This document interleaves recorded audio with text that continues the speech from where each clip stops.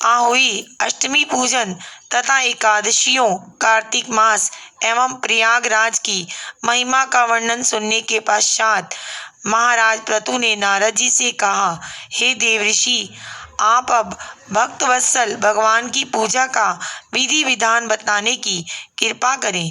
तब नारद जी बोले, हे राजन, एक पुरातन इतिहास कहता हूँ, सो ध्यान लगाकर सुनो। अत्यंत प्राचीन समय की बात है। कांतीपुर में चौल नाम का एक राजा राज्य करता था। उसके राज्य में समस्त प्रजा सुखी थी। कोई भी दरिद्र, पीड़ित या दुखी नहीं था। राजा के नाम पर उस देश का नाम चोल देश रखा गया। एक बार वह राजा मूल्यवान मणि मुक्ताओं द्वारा भगवान की पूजा करके वहीं मंदिर में बैठा हुआ था। उसी समय विष्णु शर्मा नामक एक ब्राह्मण ने आकर तुलसी दल तथा जल से भगवान की पूजा की। उसके तुलसी पात्रों से राजा की पूजा के मणि मुक्ता आदि ढक गए। यह देख राजा ने क्रोधित होकर ब्राह्मण से कहा, हे विष्णु शर्मा, तुमको पूजा का कुछ भी ध्यान नहीं है। मणि मुक्ताओं से की गई मेरी पूजा की शोभा को तुमने तुलसी दलों से ढककर समाप्त कर दिया है। राजा के अहंकार में भरे हुए ये कटु वचन सुनकर विष्णु शर्मा ने कहा, हे राजन, अभिमान के वशीभूत होने के कारण तुम भगवान की पूजा के बारे में नहीं जानते। ब्राह्मण के ये वचन सुनकर राजा ने कहा, हे ब्राह्मण, तुम दरिद्री हो, इस कारण भगवान की पूजा क्या जानो। क्या तुमने कभी भगवान का कोई मंदिर बनवाया अथवा कोई यज्ञ आदि किया? अगर यही बात है तो मैं देखता हूँ कि भगवान की भक्ति करके पहले तुम स्वर्ग में जाते हो या मैं जाता हूँ। इतना कहकर राजा ने गुंगल ऋषि को आचार्य बनाकर बड़े बड़े यज्ञ आरंभ करा दिए और साथ ही ब्राह्मणों को बहुत सा द्रव्य दान देने लगा।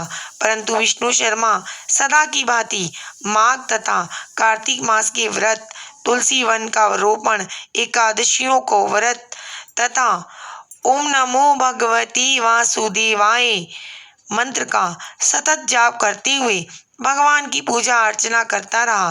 वह उठते बैठते चलते फिरते हर समय भगवान का स्मरण तथा कीर्तन करता रहता था। कार्तिक मास में एक दिन विष्णु शर्मा ने जो ही रसोई तैयार करके रखी, कोई भोजन उठाकर ले गया। उसके बाद उसने व्रत भंग होने के भय से पुनः रसोई नहीं बनाई और भगवान का भजन करते हुए सो गया।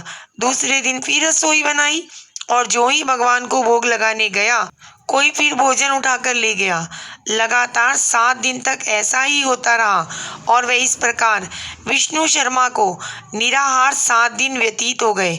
विष्णु शर्मा भूख के मारे अत्यंत व्याकुल हो रहा था, परंतु सत्संग का समय भंग ना हो जाए, इस भय से उसने किसी भी दिन दूसरी बार रसोई तैयार नहीं की। 8वें दिन उसने निश्चय किया कि आज मैं पूरी तरह ध्यान रखूंगा और देखूंगा कि भोजन उठाकर कौन ले जाता है। इसके बाद उसने भोजन तैयार किया और एक स्थान में छिपकर बैठ गया। थोड़ी देर में उसने देखा कि एक अत्यंत दीनहीन और दुर्बल चंडाल, जिसके शरीर में केवल अस्थियां मात्र शेष थी, छिपकर आया और भोजन उठाकर ले चला। उसे देखकर विष्णु शर्मा का हृदय द्रवित हो उठा। विष्णु शर्मा ने उस चंडाल से कहा, भैया, रूखा भोजन मत ले जाओ, मेरे पास थोड़ा सा घी है, वह भी लेते जाओ। ब्राह्मण की वचन सुनकर भयभीत हुआ वह चंडाल भागता हुआ ठोकर खाकर गिर गया। तभी विष्णु शर्मा भी उसके समीप पहुंच गया और एक वस्त्र से उस पर हवा करने लगा। थोड़ी देर बाद उस ब्राह्मण ने देखा कि वह चंडाल की जगह शंख, चक्र, गदा, पद्म तथा वनमालाधारी भगवान विष्णु स्वयं वहां लेटे हुए थे।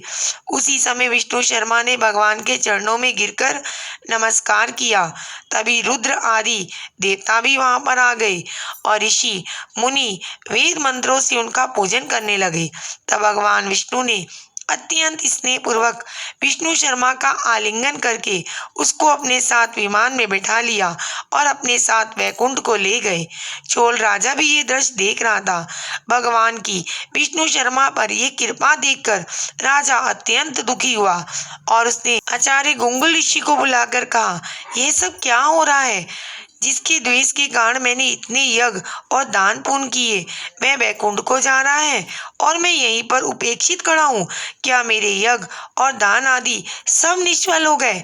इससे यही सिद्ध होता है कि भगवान यज्ञ आदि से नहीं, केवल भक्ति से प्रसन्न होते हैं। आजीवन ब्रह्मचारी रहने के कारण राजा की कोई संतान भी नहीं थी, अतएव उसने अपना संपूर्ण राजपाट, धन संपत्ति आदि अपने भांजे को सौंपकर भगवान मुझे स्थिर भक्ति प्रदान करें, ऐसा कहते हुए राजा यज्ञ कुंड में कूद गया। यह दृश्य देखकर उंगल ऋषि ने क्रोध में आकर अपनी शिखा उखेड़ ली।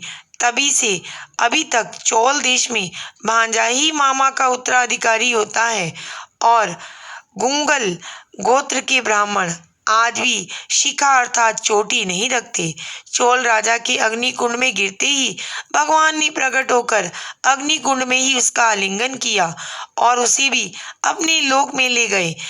वैकुंठ में भगवान ने विष्णु शर्मा को पुण्यशील तथा चोल राजा को सुशील नाम देकर अपना द्वारपाल बना लिया और इस प्रकार वे दोनों हर समय श्री हरि के निकट रहने लगे। इति 15वां अध्याय समाप्तम। ओम नमो भगवते वासुदेवाय। ओम नमो भगवते वासुदेवाय।